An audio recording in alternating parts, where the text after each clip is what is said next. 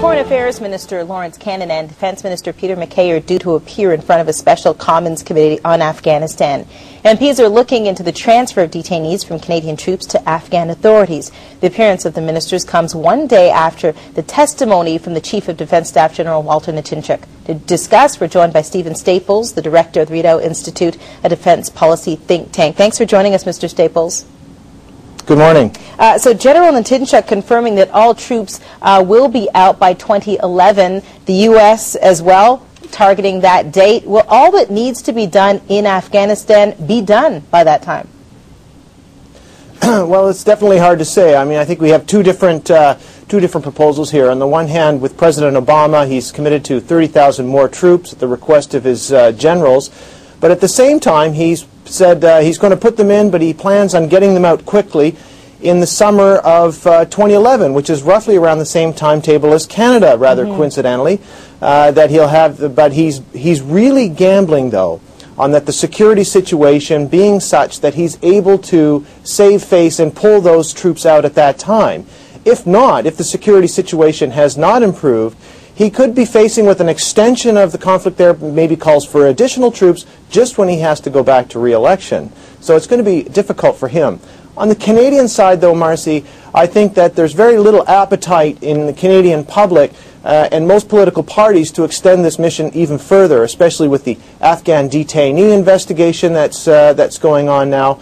But Canadians, it would be fair to say Canadians could be confused with, because every time the government says, no, we're going to end this mission, more evidence comes out, a comment from a commander in Afghanistan saying, well, maybe some troops will say. There's reports today that the military are preparing additional surveillance aircraft that will be there beyond 2011 for the military. So it's a little bit confusing on the Canadian side. Got to get to the detainee story, and we've got the Defense Minister Peter MacKay as well as Lawrence Cannon who will appear before the committee today. Some opposition members calling on Peter MacKay to step down over all of this. What do you think the gentleman will say today? I think you'll get a sense of Defense Minister MacKay in particular a little bit more on the defensive. The government's defense initially to Richard Colvin's, the senior diplomats, evidence saying that there had been repeated warnings of torture of Afghan detainees at the hands of Afghans that had been taken by Canadians and handed over. The government's line was he's a Taliban dupe. Then there were retired generals and even Globe and Mail columnists repeating sort of innuendo that Richard Colvin never went outside the wire more than once, which has since been refuted. And now you're seeing a whole gang up of ambassadors saying, wow, we can't believe that the government is treating one of its own officials in this way, and this is reprehensible.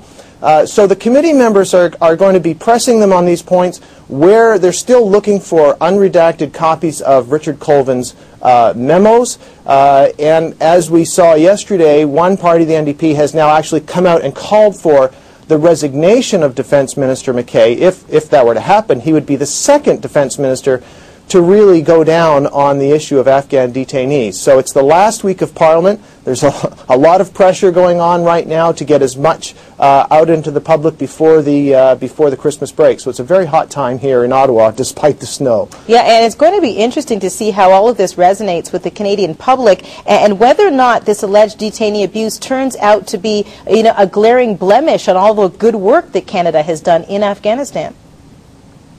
Yeah, I agree with that. I think that the Canadian public has really resigned themselves to the fact that they want the military mission to end in 2011, as the parliamentary motion stated, and as the Prime Minister himself has said. They generally probably agree, again, with the Prime Minister that he said when there probably is no military solution to the situation in Afghanistan and it makes sense to bring them out. The whole furor over the Afghan detainees, I think, probably further drives the resolve of those people who feel that this mission is just unwinnable and should end as soon as possible. Mr. Staples, good to talk to you. Thanks so much for joining us.